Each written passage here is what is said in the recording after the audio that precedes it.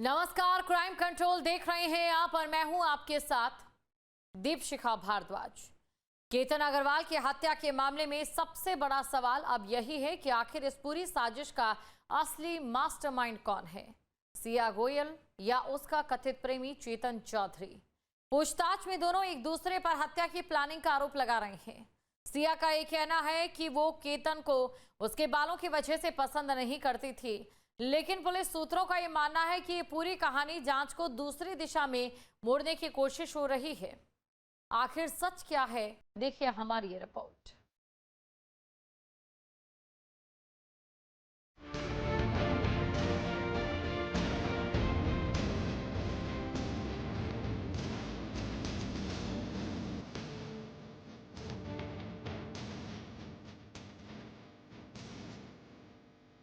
यह है पुणे का लोहागढ़ किला और उसकी खामोश वादियां। कल तक इन हसीन वादियों के किनारे प्रेमी जोड़े एक दूसरे के हाथ में हाथ डालकर भविष्य के सुनहरे सपने बुनते रहे, लेकिन अब सब कुछ बदल चुका है, क्योंकि ये सुंदर वादियां अब चीख चीख कर सिया गोयल के फरेब की कहानी बयां कर रही है, जिसमें अपने होने वाले पति के पीठ पर फरेब का ऐसा खूनी खंजर घोंपा कि अब करीबी रिश्ते और मोहब्बत से विश्वास ही उठे।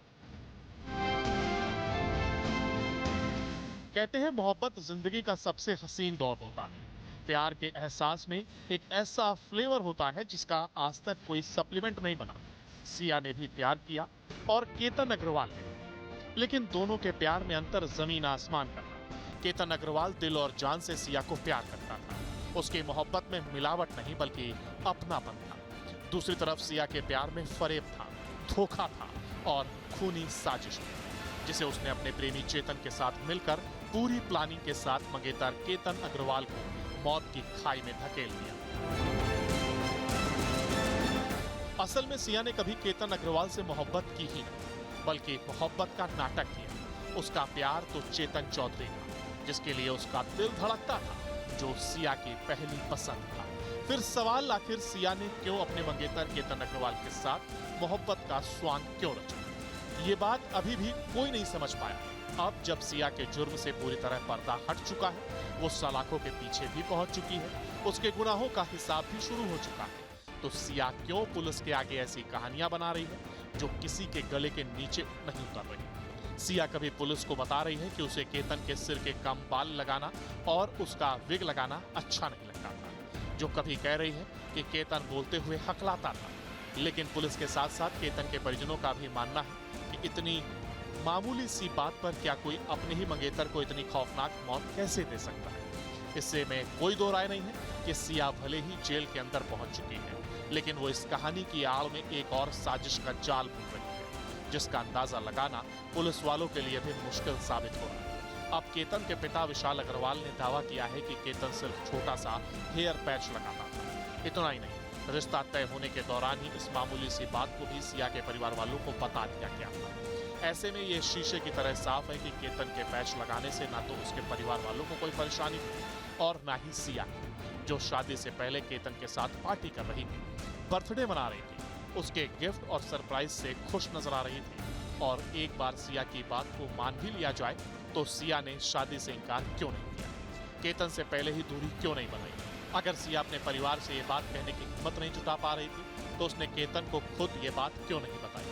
यानी सिया पुलिस को जो कहानी सुना रही है उसमें एक बड़ा झोल है, जिसका एहसास अपना जवान बेटा खो चुके केतन के परिवार वालों को महसूस हो रहा है। केतन एक छोटा पैच लगाता था, लेकिन ये शादी से पहले ही क्लियर किया गया था, उनको सबको बताया गया था। सर, ये क्या कारण है किसी बच्चे को मारने का? अगर नहीं पसंद था तो इनकार कर देते थे ना। पुलिस भी ये अच्छी तरह से भाप चुकी है कि केतन के कत्ल का किस्सा सिर्फ बालों या विग तक सीमित नहीं है। कातिल मंगेतर सिया के खूनी जुर्म की जड़ें काफी गहरी हैं। हैरानी की बात यह है कि सिर्फ केतन का परिवार ही नहीं, बल्कि खुद सिया के माता पिता का भी यही कहना है कि सिया केतन के साथ शादी को लेकर काफी खुश थी। उसने कभी कोई नाराजगी उनके आगे जाहिर नहीं की थी। अब सवाल है, क्या ये जेल के अंदर सिया की नई साजिश है? क्या पुलिस को गुमराह करने के लिए सिया ने यह कहानी बनाई? क्या सिया हत्या की मामूली वजह बताकर मामले को हल्का करना चाहती है? क्या सिया मर्डर के असली मोटिव पर पर्दा डालना चाहती है? क्या इस हत्याकांड में सिया का अभी भी कोई डार्क सीक्रेट है?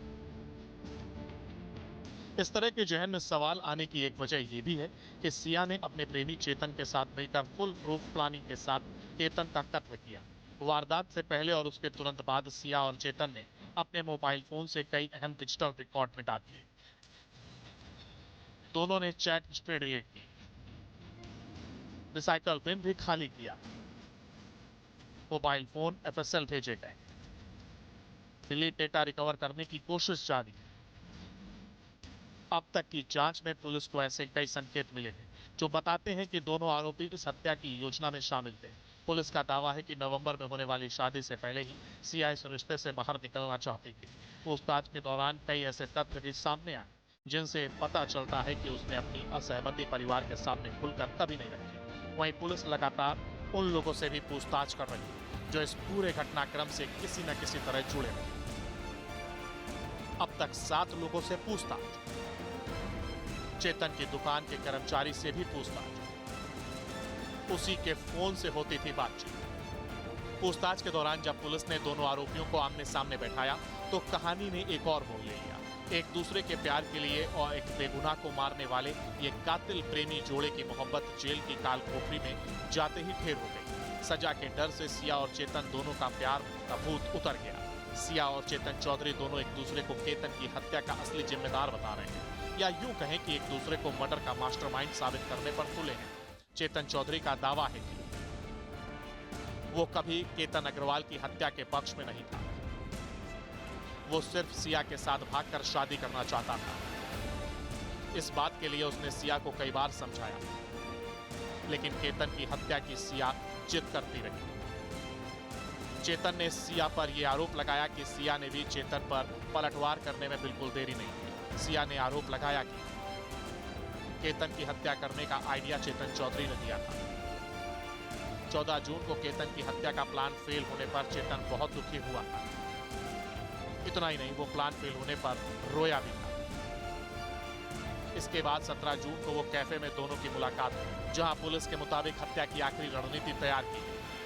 पुणे में ये एक बेहद ही पॉश कैफे है जहां पर सिया गोयल और चेतन चौधरी ने मुलाकात की थी हत्या की साजिश रचने से एक दिन पहले, यानी 18 जून को इस हत्या को अंजाम दिया गया और 17 जून की शाम करीब 4:30 बजे बताया जाता है कि चेतन और सिया यहाँ पर पहुँचे थे। करीब 1 घंटे तक ये यहाँ पर बैठे हुए थे और 5:30 बजे वो यहाँ से बाहर निकले थे।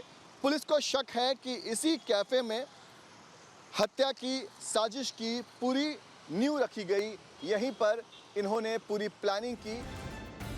हालांकि पुलिस फिलहाल दोनों के बयानों को अंतिम सच मानने के मूड में नहीं है। जांच अधिकारियों का मानना है कि आरोपी अक्सर अपने बचाव में एक दूसरे पर जिम्मेदारी डालते हैं ताकि खुद को कानूनी शिकंजे से बचाया जा सके। इसलिए अब पुलिस हर बयान को तकनीकी और वैज्ञानिक सबूतों से मिलाकर परख रही है। या कोई भी स्टेटमेंट सबमिशन अगर दिया जाता है during detention by the accused before the police station, तो उसको एडमिसिबल एविडेंस नहीं माना जा सकता है कोर्ट में, अनलेस एंड अनटिल जो एक्यूज्ड है वो मैजिस्ट्रेट के सामने कोई इस तरीके का जो है कन्फेशन दे, वो भी एक क्लोज रूम में जहां पे एक भी पुलिस ऑफिशियल नहीं होने चाहिए। तो ये एक कानून है। दूसरी बात कि कोई भी एक्यूज जो है वो उसको प्रेशराइज नहीं किया जा सकता कि वो खुद अपने अगेंस्ट विटनेस बने। और जहां तक इस पूरे केस का सवाल है, तो जहां तक मैं देखा हूं, हालांकि भी चार्जशीट फाइल नहीं हुआ है, उससे और क्लैरिटी आएगी, लेकिन जहां तक मेरा मानना है कि कोई भी इसमें कोई इंडिपेंडेंट विटनेस नहीं है जो इस बात का जो है को प्रूव करे कि मेरी क्लाइंट ने इस तरीके का कोई भी क्राइम कमिट किया है। अब इस केस की सबसे बड़ी जंग बयानों की नहीं बल्कि सबूतों की। एक तरफ सिया है जो हत्या की जिम्मेदारी चेतन पर डाल रही है, दूसरी तरफ चेतन जो पूरी साजिश का मास्टरमाइंड सिया को बता रहा है। लेकिन पुलिस का कहना है कि सच किसी के आरोपों से नहीं बल्कि digital record, CCTV, location, forensic report और दूसरे तकनीकी साक्ष्यों से सामने आएगा। यानी इस मर्डर मिस्ट्री का असली चेहरा अब आरोपियों की जुबान नहीं बल्कि सबूत ही बेनकाब करेंगे। क्राइम कंट्रोल के लिए पुणे से पंकज मिश्रा के साथ टीम न्यूज स्टेट। आपके मोबाइल पर तुरंत आएगी ब्रेकिंग न्यूज, स्क्रीन पर सबसे पहले दिखेगी बड़ी खबर, देश दुनिया की हर खबर एक जगह। अब आपके मोबाइल पर तुरंत फटाफट इंस्टॉल कीजिए न्यूज़ नेशन ऐप और रखिए खुद को अपडेट।